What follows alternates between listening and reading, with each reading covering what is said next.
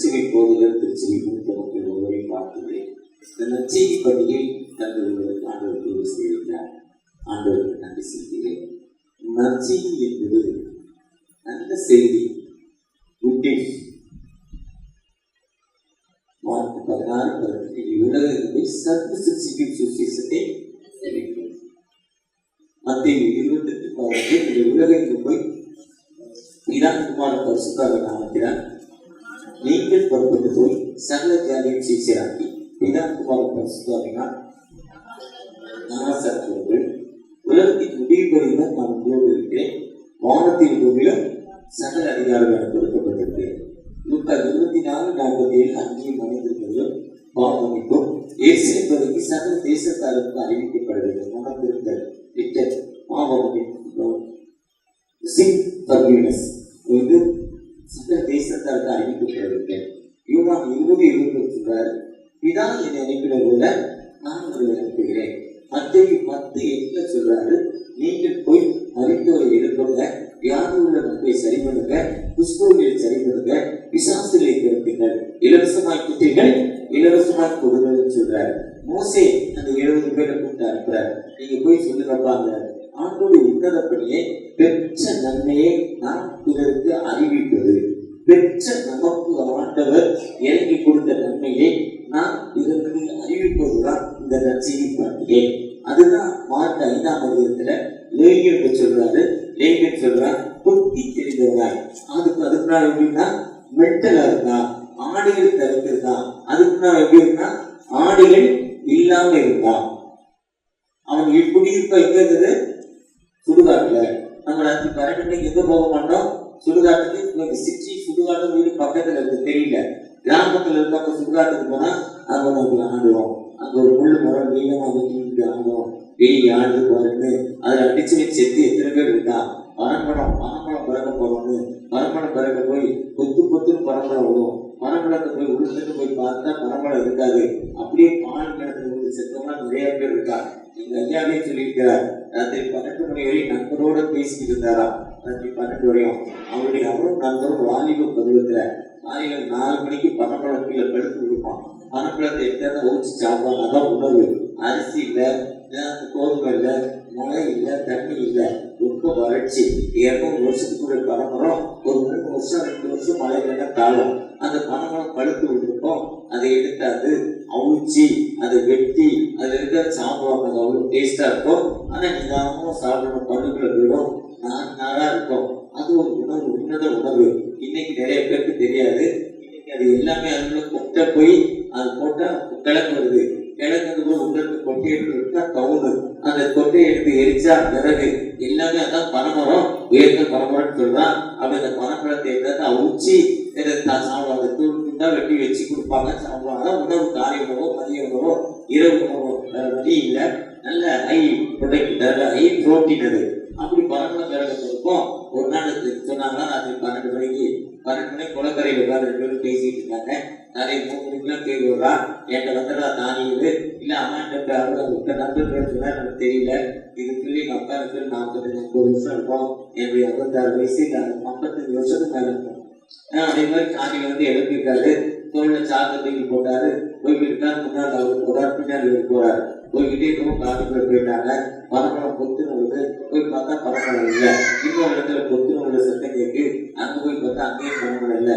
இன்னொரு இடத்துல பொத்துன்னு வருது, அப்பவும் பனமரம் இல்லை. அப்பதான் வானத்தை அண்ணாந்து பார்த்தா மணி 1:15.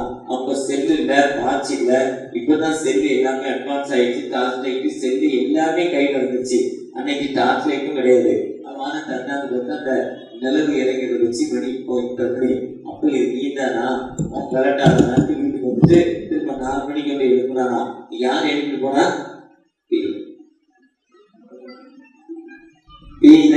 அதை அப்படியே என்ன பண்ணோம்? அப்படி பார்த்துக்கிட்டே கண்ணை குடிக்கிட்டே தூங்கிட்டே போறாங்கல்ல. கொத்து பாலிங்கனத்துல தள்ளி எத்தனை பேர் செத்துருக்காங்க. கணக்கு வழக்கினாலும் செத்துருக்காங்க கிராமத்துல. அதே மாதிரி அங்க இருந்து ரொம்ப தூரமா இப்ப இருந்த அந்த மெயின் ரோடு தெரியுது. வேகமா மெயின் ரோடு ராத்திரி போனோம். வேகமா ஓடி போய் வாங்கினான்னு கொடுக்குறது ஓடி போனா அந்த முனையில ஒரு மரம், அங்க ஒரு சட்டிப்பானை இருக்கும். அதுக்கு வந்து ஒரு ஆழப்படம் இருக்கும். அந்த விழுது இப்படி ஆடும். இங்க இருந்து பார்த்தா யார் ஆடுறா? மோகினி நிறைய விரிச்சு போட்டு இடம் ஆடி அடிச்சு செத்தவெல்லாம் நிறைய பேர் இருக்கான், பயங்கரம்லாம் எப்படி இருக்கான். ஆனா அப்படிப்பட்ட காலங்களையும் நீங்கள் புறப்பட்டு போய் என்ன பண்ணோம், அந்த பேயை விரட்டுங்க, அந்த பேயை அசுத்தாவில விரட்டுங்க. ஏன்னா நான் உங்களுக்காக வந்தேன்னு சொல்வதா காஸ்பல். அந்த காஸ்பல் என்பது ஒரு சாதாரண காஸ்பல் இல்ல. உங்களோட காஸ்பல் என்பதுனா ஒரு நம்பிக்கையை, நம்முடைய விசுவாசத்தை கூட்டு ஒரு காஸ்பல். டாக்டர் வில்லியம் ஜேம்ஸ்ங்கிறவரு அமெரிக்காவில் இருந்தார். அவர் மனநோய் மருத்துவர். அவர் ஒரு மனநோய் மருத்துவர். எல்லாத்துக்கும் மனநோய்னா மென்டல் டாக்டர். மென்டலை கொண்டே கூட்டி கொண்டு விட்டா, இல்லை தன்னாலே பேசுறவங்க ஏதோ தன்னாலே செயல்பட பண்ணி விட்டா ஒரு கவுன்சிலிங் கொடுத்து அது அவங்களுக்கு சைக்காலஜி படித்தவங்க டாக்டர். அப்படிப்பட்ட டாக்டருக்கு திடீர்னு ஒரு வியாதி வந்துச்சு. திடீர்னு மருந்து பார்த்தாரு. அது வயதான ஒரு 65-70 வயசுக்கு மேலே வர நரம்பு தளர்ச்சி, கையெல்லாம் திடீர்னு ஆடும், தலை ஆடும், சாப்பிட முடியாது. அது ஒரு விதமான வியாதி. அவர் அப்படிப்பட்ட வியாதி வந்தபோது அதுக்கு பல வைத்தியம் பார்த்தாரு. எவ்வளோ பேர் டிவி கொடுக்குறாரு. டிவி கொடுத்தாலும் ஆனா அவருக்கு அந்த வியாதி சரியாக ஆட்கள் இல்லை. அப்போ அவர் நினைக்கிறாரு, நம்ம லைஃப் இவ்வளவுதான், நம்ம வாழ்க்கையே என்ன போச்சு, சூரியமாகி போச்சு, நரம்பு தளர்ச்சி வந்துச்சு, சாப்பிட முடியல, உட்கார முடியல, நடக்க முடியல, படுத்து இருக்க வேண்டியதுக்கு தடதடன்னு ஆடுது, சூரிய தளர்ச்சி லைஃப் ஆயிடுச்சுன்னு நினைக்கிறாரு. அவர் நினைக்கிறாரு. அந்த நேரத்தில் ஒரு மிஷனரி வந்து போறாரு. ஆண்டவர் பற்றி சொல்றாரு. ஆண்டவர் பற்றி சொல்லி ஆண்டவரை விசுவாசிகள் ஒரு விடுதலை கிடைக்கிறாரு. அவரும் முடியாத நிலைமையில ஒரு பெரிய டாக்டர் ஆண்டவர் விசுவாசிக்கிறார். விசுவாசிக்கிறப்போ ஒரு டிவி நினைக்கு. அதுதான் 2 ராஜாக்கள் 1 அதிகாரத்துல எசேக்கியா ராஜாவை கூப்பிட்டு ஏசாயா தீர்க்கதரிசியை கூப்பிட்டு ஆண்டவர் சொல்றாரு, நீ போய் செத்து போகணும் அப்படின்னு சொல்லுறாங்க ராஜாட்ட. ராஜாட்ட போய் எசேக்கியா ராஜா ஏசாயா தீர்க்கதரிசி சொல்றாரு, ஒய்ஃபு செட்டில்மெண்ட் பண்ணி வீடு எழுதுகிறாங்கிறாரு. அவர் வீடு தான் சொல்லிட்டு வந்தேன். இசைக்கிய ராஜா சோறு கோரமா எழுத அழுகுறாரு. அப்பா, நான் இவ்வளவு நல்லவனா இருந்தேன், உங்களுக்கு ஏற்றெல்லாம் தாருனேன், என்னை போய் இப்படி செய்ய நியாயமானு கடவுள் நோக்கி கேட்கிறப்போ கடவுள் என்ன சொல்றாரு, இந்த அதை சொல்லிட்டு இங்க இருந்து அந்த மெயின் கேட்டு தாண்டல, மெயின் கேட்டு தாண்டல ஜெபம். உடனே ஆண்டவர் ஜெபத்தை கேட்கிறார். ஜெபம் என்பது நம்ம உடனே விண்ணப்பத்தை கேட்டு கூப்பிட்ட நாளிலே எப்ப நம்ம கால் பண்றோமோ அப்ப நமக்கு விடுதலை கொடுப்போம். இப்ப இருக்க செல்ல பாத்தீங்கன்னா ஒரு சிலருக்கு கூப்பிடுறோம், நம்ம குருவானவருக்கு கூப்பிடுறவங்க, உங்களுக்கு கூப்பிடும் நபர் இப்பொழுது உங்களுக்கு தொடர்புகளும் நிலையில் இல்லை, உங்களோட தொடர்பு கொள்ளும் முடியாத நிலைமையில் இருக்கிறார். இல்லை, இப்போ என்ன பண்ண மாட்டாரு, தொடர்பு கொள்ள மாட்டார். இல்ல வேறு ஒரு நபரோடு அவர் பேசிக் கொண்டிருக்கிறார். இப்படி பல காரியம் சொல்லுது. இதுதான் நீங்க நிறைய சீனியர்களுக்கு நினைச்சிடும் போன் பண்ண முடியாது, நிறைய பிசினஸ் போன் பண்ண முடியாது. காரணம் அவங்க பிஸியா இருக்காங்க. அப்போ ஏழைகளுடைய போன் எடுக்கப்படல, முக்கியமான போன் அட்டன் பண்ணுவாங்க. அப்போ ஆண்டவர்கிட்ட நம்ம எப்போ கூப்பிட்டாலும் குறிப்பிட்ட நாளிலே விடுதலை கொடுக்கும் ஆண்டவர். எப்போ கூப்பிடுறோமோ அப்ப விடுதலை கொடுக்கும் ஆண்டவர். அப்படிதான் எசேக்கியா கூப்பிட்டாரு. கூப்பிட்ட உடனே அந்த புத்தகத்தை தாண்டி கிட்டத்தட்ட ஒரு 50 மீட்டர் கூட இருக்காது, 20 மீட்டர் தான் இருக்கும். ஒரு 30, 40, 60, 70, 80 அடி தான் இருக்கும். போறதுக்குள்ள ஆண்டவர் கூப்பிட்டு அவன் விண்ணப்பத்தை கேட்டேன். சரி போய் சொல்றாங்க. ஆண்டவர் 5 வருஷம் கூட்டிட்டாரு. ஒரு அத்திப்பழத்தை அடைய கூட போட்டான். காக்கா உட்கார பரப்படம் பொறுத்து வந்துச்சு. அத்திப்பழம் அடைக்கிறது பவர் போங்க. அங்க யார் கேள்வி கேட்டார்? இதுதான் வாழ்க்கை. சுவிசேஷம் என்பது சாதாரண வாழ்க்கை இல்லை. நான் ஐஎஃப்எஸ்ல பிரசிடண்டா இருக்கிறப்போ அஸ்ஸாம் பேசியிருக்கேன். இதே ஜூலை மாதம் ஒரு 5, 6, 7 வருஷம் முன்னாடி அஸ்ஸாம் பேசுறதுக்கு இருந்தேன். இதே ஜூலை மாதம் நல்ல மழை பெய்யுது. அப்படி மண்ணை தண்ணா 1 அடி தண்ணா இந்த அளவுக்கு தண்ணி மஞ்சள் கலரா இருக்கு. தண்ணி மஞ்சள் கலர். 1 அடி 2 அடி 1 அடி கையில தண்ணா மட்டும் போகுது. அந்த மஞ்சள் கலர் தண்ணி எப்படி குடிக்கிறாங்கன்னா ஒரு டப்பால, ஒரு 4 டப்பா, 2 டப்பா பிஸ்கட் டப்பா ஊற்றி மண்ணை 1/2 டப்பா போடுறாங்க. 1/2 டப்பா அதுக்கும் மேல தண்ணி வைக்கிறாங்க. டப்பா கீழே 4-5 வாட்டர் வைக்கிறாங்க. அந்த மண்ணில் அந்த தண்ணி ஃபில்டரை வெள்ளை தனியா, இந்த சதவீத தண்ணி இந்த மாதிரி வெள்ளை தனியா தண்ணி அவ்வளோ பிரைட்டா, அவ்வளோ கண்ணாடி, அவ்வளோ செழிப்பான பஸ்ஸா. மூங்கில்கள் நிறைந்தோம். மூங்கில் மரம் நிறைந்தது. 2வது எர்த்து, பூமி எதிர்ச்சி, அதிக மழை, அதிகமான பூச்சிக்கொள்ளை. அதனால எல்லா இடமும் தரையிலிருந்து 5 அடி உயரம் தான். மூங்கில் மூங்கில் மரத்தில் தான் கட்டியிருக்காங்க எல்லாம் வீடும். மூங்கில் சுற்றி வச்சு அடைச்சிருக்காங்க. இவர் ரொம்ப பணக்காரங்க. சிமெண்ட்ல காலம் போட்டு காலத்துக்கு அப்புறம் சோறு வைக்கிறது என்னை எட்டு வைக்கிறது ஆடி அப்படின்னு இருக்காங்க. வெயில் காலம் இருக்காங்க. மூங்கில் தான் அவங்க பார்த்து அடுப்பு கூட அந்த மூங்கில் வைக்கிறாங்க. அதில் மட்டும் தகவல் போகிறாங்க அடுப்பு வைக்கிறாங்க. அவருடைய உணவு மூங்கில் கொடுத்து எதிரான உணவு மூங்கில் கொடுத்து அவ்வளோ மூங்கில் இருக்காங்க. அங்கே ஒரு இடத்துக்கு போய்டும் சர்டிஃபிகேஷன் மூங்கில் ஏதாவது கேட்டு இதுல இருந்து ஒரு 70%, இது 100% 70%. ஒரு சகோதரி போகல ஜெய்யேசு எல்லாத்தையும் சொல்லுது. நல்லெல்லாம் கிடுகிடுன்னு ஆடுது, கையெல்லாம் ஆடுது, நடக்க முடியல. இதுதான் நல்ல கையெல்லாம் கிடுகிடுன்னு ஆடுது. நம்ம அண்ணா போனது அதுவும் அவங்க கையை ஆடிக்கிட்டே ஜெய்யேசு பிரைஸ் தரலாம் சொல்ற மாதிரி ஜெய்யேசு ஆண்டவருக்கு நன்றி ஆண்டவர் எல்லாத்துக்கும் சொல்லுவோம். சர்ச்சை கவர்மெண்ட்டு உள்ள போயிட்டோம். ஒர்க்ஷிப் ஸ்டார்ட் ஆச்சு. ஒர்க்ஷிப் மட்டும் பண்ணோம். நல்லா சொல்றது நம்ம ஒர்க்ஷிப்பில் தன்னை ஈடுபடுச்சு. ஆனால் குளத்தில் அம்மாவை முக்கிய முடியல.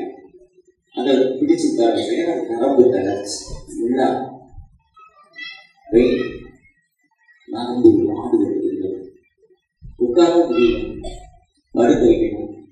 அதை வந்து கூட்டு போயிட்டாங்க. சர்வீஸ் முடிஞ்சது. நல்ல உணவு கொடுத்தாங்க. நல்லா சாப்பிட்டா கவுருவோம் சாப்பிட்டு ஒரு 5 பேருக்கு ஞானம் சாப்பிட்டோம். ஒவ்வொரு வீட்லேயும் குளம் இருக்கு. நார்த் ஈஸ்ட் போனீங்கன்னா, வட இந்தியாவுக்கு போனீங்கன்னா எல்லா வீட்லேயும் குளம் இருக்கும். எல்லா வீட்லேயும் குளம் இருக்கும். குளம் இல்லாத வீடே இருக்காங்க. மீன் வளர்க்காங்க, செட்டிப்பானை கழுவுறாங்க, அது பல வீட்டுக்கு வைக்கிறாங்க. மீன் அதை பிடிச்சி உணவாக இருக்கிறாங்க. வரைக்கு அப்படி எல்லா நார்த் ஈஸ்ட்ல எல்லா வீட்லையும் அப்படி இருக்கு. அப்படின்னா அந்த ஞான சார்ந்ததான் வீட்டுக்கு பெரிய குளம், பெரிய குளம், ஒரு பெரிய வீட்டுக்குள்ள போயிட்டு நான் பார்த்த அதே சந்தை நீச்சல் நீல நீச்சல் தான் தெரியும். இன்னைக்கு யாரும் வச்சுக்கிறது இல்லை, இடத்த அடைக்கிறது.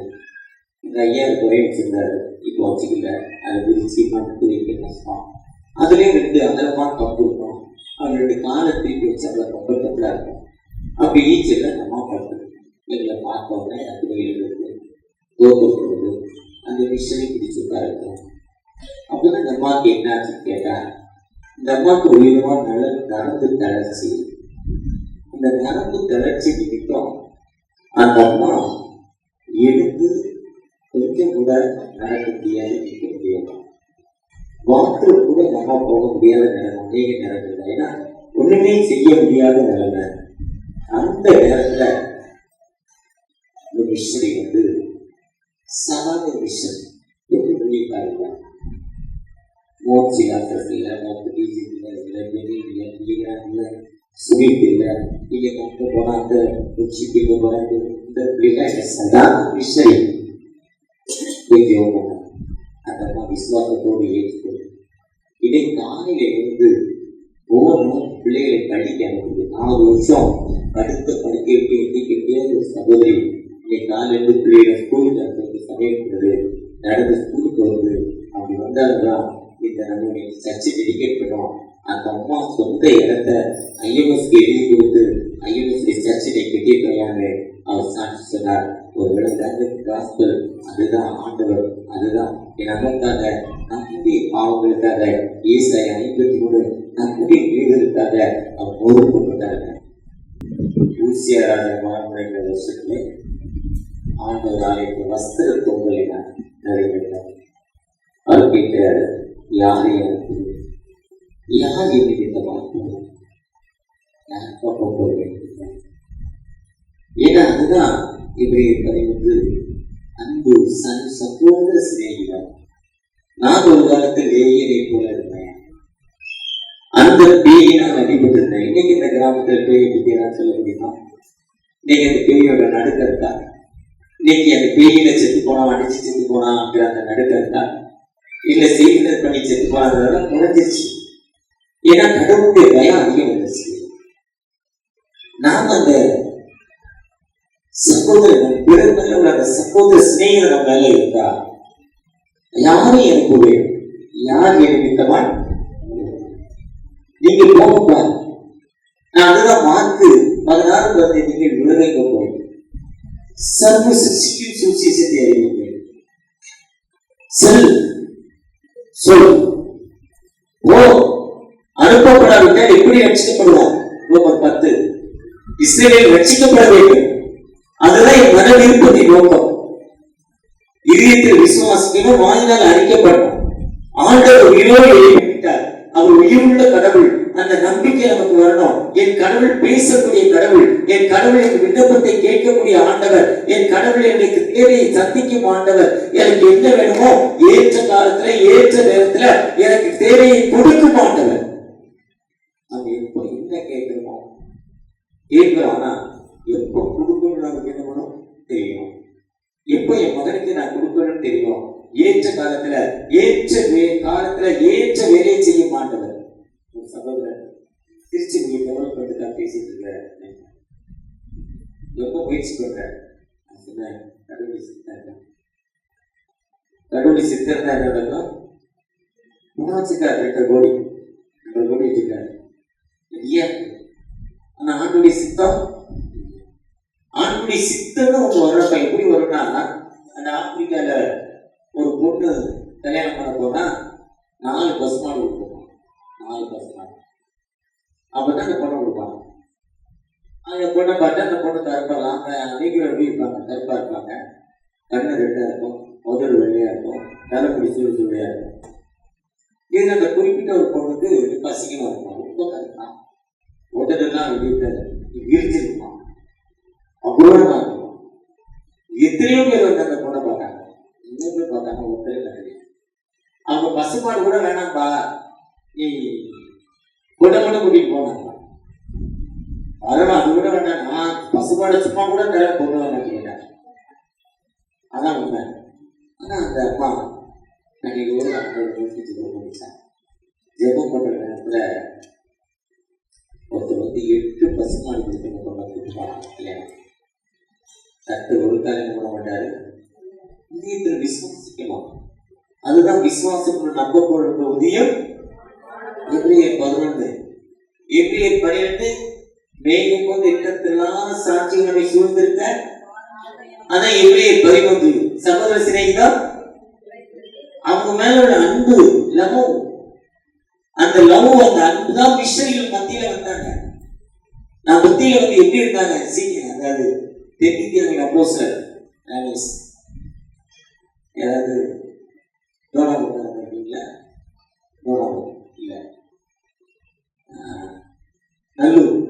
நல்லூர் இல்ல, பண்ணவள, தூத்துக்குடி, விஞ்ஞானபுரம், ராணி சேருவார், அந்த ஜான் வாசல் தான் தருவாங்க. ஆனா நீங்க வந்து ராணிஸ் தான். ராணி சேருவார் வர காதா வியாதி கூட்டுக்குறமா கேட்கலாம். அவங்க உதவி செய்யறாரு, அவங்களுக்கு நல்ல உதவி செய்யறாரு. அந்த காந்தா வியாதிக்கு மருந்து ஒன்றுமே இல்லை, வெறும் கிரேப் ஜூஸ், எல்லாம் சீனியும் இருக்கும். ஒரு நாள் பெரிய மருந்து இருக்கும், மூச்சு இழுத்து விட்டாலே போகும். அது நல்லா இழுத்து அது கொரோனாங்கிற தெரிஞ்சவங்க நம்ம ஃபீஸி வரும். அவங்க இழுத்து விட்டீங்கன்னா கொரோனா சரியாகும், உள்ள போயிடும். இந்த அவங்க உதவி செய்யற பார்த்து நிறைய மக்கள் கிறிஸ்தவை ஏற்றுக்கலாம். எவருக்கெல்லாம் கிறிஸ்துவ ஏற்றாலும் மேல் அவனுக்கு மேல இருக்கிறவன் நிறைய சொத்துக்கள் வச்சிருக்கோம், நிறைய பணம் வச்சிருக்க நமக்குலாம் இவங்க அடிமையா இருக்க மாட்டான், விவரமாயிட்டான், இடக்கார போய் சேர்ந்துட்டான், இவன் படிக்க ஆரம்பிச்சான், இவன் சொன்னது கேட்க மாட்டான்னு நினைச்சு அவன் என்ன பண்ணான், ஊர்ல வரி கொடுக்க மாட்டேங்கான். வீடு பண்ணி கேட்ட மாதிரி எங்கள் பெண்கள் மஞ்சள் அரைப்பு கொடுமையை முக்கிய வரி கொடுக்க வேண்டும், பிசி கொடுக்க வேண்டும், மழையமா. இதை யாருக்கு இதுக்குள்ள மூளை கொடுத்தது யாரு?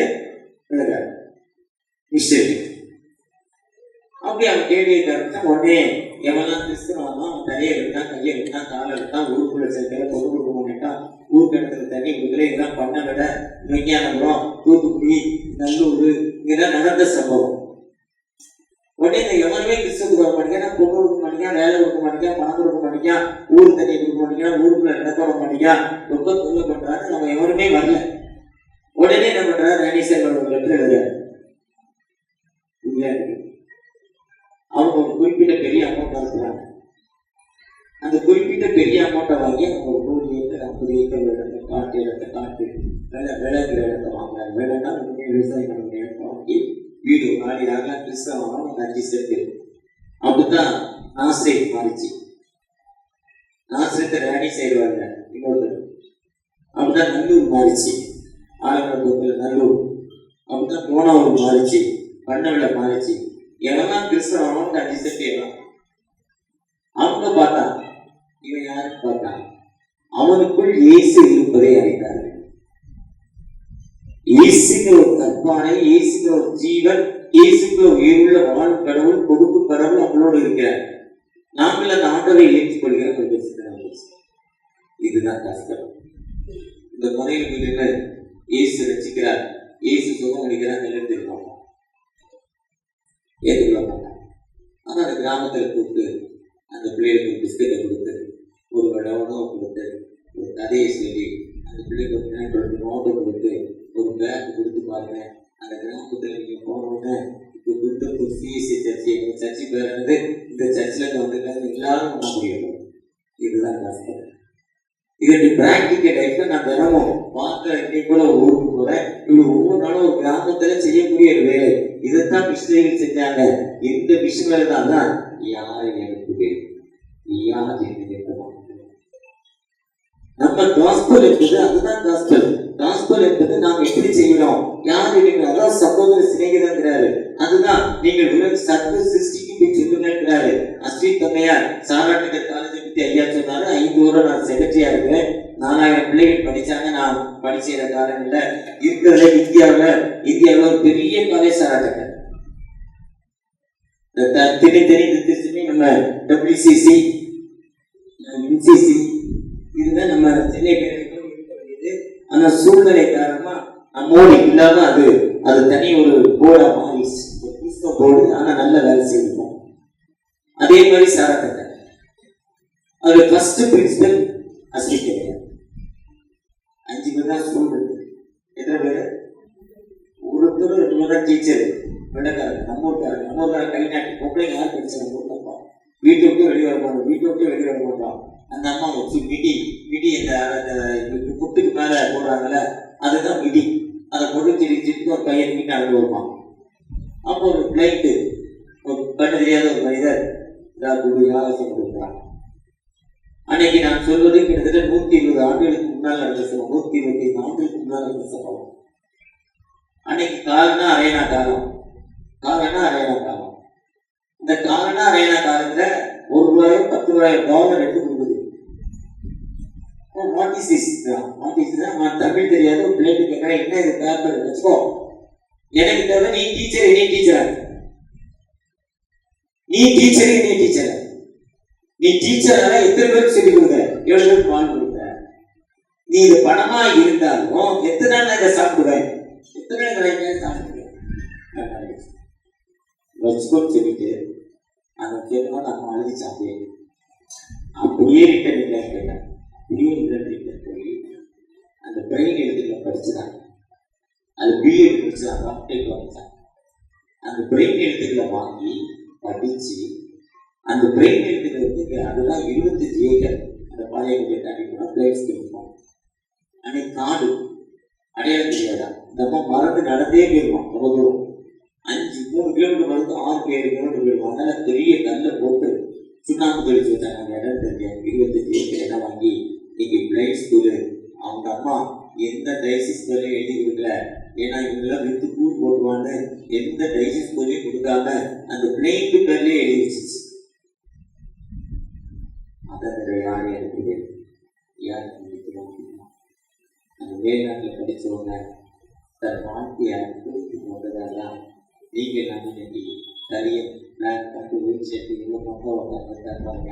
2 பேருக்கு 1 வயசு தான் இருக்குன்னு நினைக்கிறேன். 2 பேரும் சின்ன பிள்ளைங்களுக்கு போயிட்டு என்னுடைய க்ளோஸ் ரிலேட்டிவ் தான் கல்யாணம் பண்ணியிருக்காரு. அவங்க மாமா அவங்க அக்கா வீட்டுக்காரு நான் குரு எனக்கு ரொம்ப ஃப்ரெண்டு. அந்த சர்ச்சை செலுத்தியாக நிறைய சொந்தங்கள். இன்னைக்கு இந்த அளவுக்கு பார்த்தா நாங்கள் தங்கி போடுங்க. அவர் வெள்ளை சட்டை போடுறாரு. அதோட ஒரு பையன் வகையிலே நீங்க வரவேற்றான். இதெல்லாம் கொடுத்துருக்காங்க. மிஷன் இல்லாம எதுக்கு வந்தது? இன்னைக்கு அந்த மிஷன் என்ன கேட்கிறாங்கன்னா, யார் எனக்கு யார் எனக்கு வாய்ப்பு தேவைன்னா கிடைக்கிற டீச்சர். நீ 6 மாதம் 1 வருஷம் சட்டை இல்லைன்னா சென்னை பேராக மிஷனரியோடு நான் கடா ஊழியத்துக்கு போறேன்.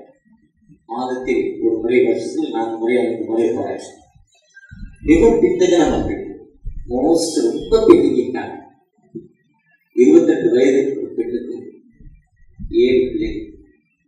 28 வயசுல இருக்கிற பிள்ளை 30 வயசுல செத்து போறாங்க. 60 வயசுல நிலைப்பாரு. அவன் உணவு புகையில தான்.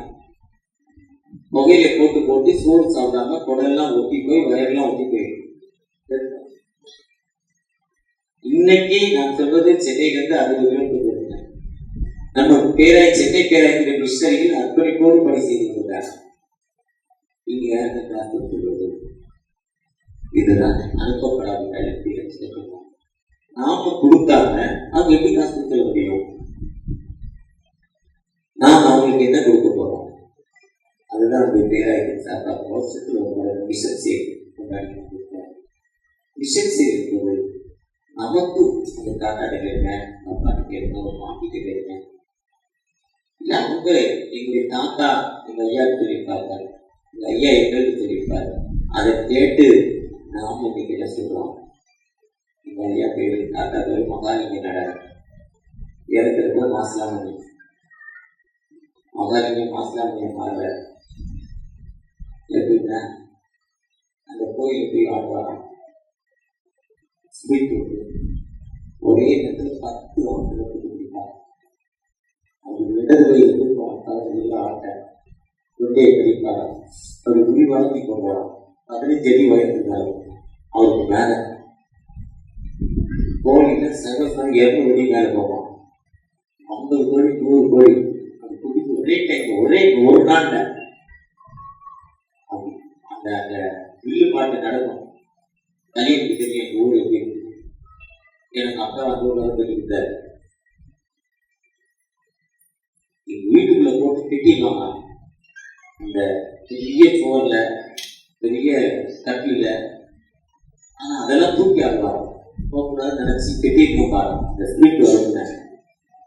ஆனா ஆடுவார் அது தூக்கி தன்னாலே அதை விட்டு போய் இன்னைக்கு மனிதனாக மாறி இன்னைக்கு ஒரு நல்ல மனிதனாக அந்த கிராமமே ரட்சிக்க கொடுத்தான் கொடுத்தாங்க. அதுதான் அந்த லேங்குவேஜ் சைத்தன்யக்கு அப்போ சொல்லப்பட்டாங்கன்னா 378 சர்ச்சு இருக்கிறாங்க. 378 சர்ச்சு. எத்தனை வருஷம்? 14 வருஷத்துல 140 வருஷம் இல்ல, 50 வருஷத்துல 14 வருஷத்துல 378 சர்ச்சு, 175 சமுதாய பணிகள், ஹாஸ்பிட்டல், ஸ்கூல்ஸ், ஹாஸ்டல்ஸ். டோனாவூர் போறீங்கன்னா சிஎஸ்சி சர்ச் இருக்கு. சிஎஸ்சி சர்ச் மேல பேனிக் சேகருடைய சிலை இருக்கு. சிலைக்கு கீழே அப்படி பெருமைகளை எழுதியிருக்காங்க. நீங்க அந்த பக்கம் போறப்ப களக்காடு பக்கத்துல அதுக்குன்னே நீங்க அந்த டோனாவூரை போய் பாருங்க. 1904 இருக்கு. தன் வாழ்வை அர்ப்பணித்திருக்கிறார். அதேதான் கோவி மிஷனரி திருவள்ளூர்.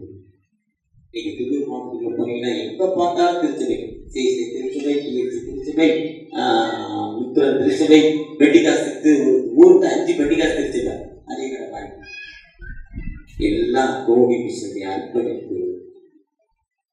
கோவி மிஷன் தன் வாழ்வை அர்ப்பணித்தார். நீங்க நாங்கள் என்ன அர்ப்பணிக்கிறோம்? யார் என் காரியமாய் போவோம்? இந்த வார்த்தைக்கு நாம் ஆண்டவருக்கு நம்முடைய வேலையை அர்ப்பணிக்கிறோம். நிச்சயங்களை உயர்த்தி கொண்டு நம்மோடு கடந்திருக்கார். அவற்றை தகப்பனே, எங்களை கிறிஸ்துவ தகப்பனே, எங்களை ஆசீர்வதிக்க தகப்பனே பார்க்கமா. என் மகன் நல்லா படிச்சிருக்காப்பா, என் மகன் நல்லா படிச்சிருக்கான், கோல்டு மெடல், ஹைஸ்கோர். ஆனா கவர்மெண்ட்ல செலக்டால ஏற்கனவே செபிக்கிறாங்க. உங்க வார்த்தைப்படி 6 மாதம் சுவிசேஷ பணிக்கு NMSI, IMS, விஸ்வானி, FUPB ஏதோ இடத்துக்கு ஒரு 6 மாசம் நார்த் இந்தியாவுக்கு உதவிக்கு போவாங்க. என் மகனுக்கு நல்ல வரம் கிடைக்கல, நல்ல மாப்பிள்ளை கிடைக்கல, நல்ல பொண்ணு கிடைக்கலப்பா. கொஞ்ச நாள் உங்களுடைய நாமத்தை அறிவிக்க திருச்சபையோடு இணைந்து யூத்தோடு சிறு பிள்ளைகள் ஊழியத்திலே அர்ப்பணிக்கிறப்பா. வில்லேஜ் மினிஸ்ட்ரிக்கு போறேன், ஒவ்வொரு வாரமும் ஏதாவது ஒரு கிராமம் மருத்துவமனை ஊழியத்துக்கு போறேன், ஏதாவது ஒரு இடத்துல போய் நாமத்தை அறிவிக்கிறேன், எனக்கு ஒரு விடுதலை கொடுக்க ஏக்கசமோடு ஜெபிக்கிற அந்த பிள்ளைகளுக்கு உன் விண்ணப்பத்தை கேட்டேன், உன் கண்ணீரை கேட்டேன், உன் துக்க நாட்கள் முடிந்து போச்சுன்னு சொன்னீங்கப்பா. என் கணவருக்கு ஒரு குறிப்பிட்ட வியாதி, அவர் விடுதலை இல்லை. என் மனைவிக்கு ஒரு குறிப்பிட்ட பிரச்சனைகள், எனக்கு என் மனைவிக்கு ஒரு உடன்பாடு இல்லை, எங்களுக்கு விடுதலை தர மாட்டீங்களா? விடுதலை தர குடும்பமா உங்களுடைய ஊழியத்தை செய்யலப்பா. குடும்பமா உங்களுடைய ஆசிரியர், குடும்பமா நாமத்தை அறிவிக்கிற ஏக்கத்தோடு ஜெபிக்கிற அந்த பிள்ளைகளுக்கு இதோ நாங்கள் ஞாயிற்றுக்கிழமை கூட இன்னைக்கு மார்க்கெட்டு, இன்னைக்கு தான் பிசினஸ், சர்ச்சை முடிஞ்சாலும் போய் திறக்கிறோம். ஆனா இன்றையிலிருந்து ஞாயிற்றுக்கிழமை கடையை திறக்கிற வாரத்தின் முதல் நாள், பரிசுத்தமான ஓய்வு நாள், ஆலயத்தோடு சேர்ந்து ஆலய வழிபாடு, ஆலயத்தில் உள்ள சில வில்லேஜ் மினிஸ்ட்ரி இல்லை என்னுடைய தலைமையில் ஒரு ஆலயத்திற்கு ஒரு கிராமத்திற்கு சென்று இங்க இருக்க மிஷனோடு இணைந்து ஊழியத்தை செய்ய போறேப்பா.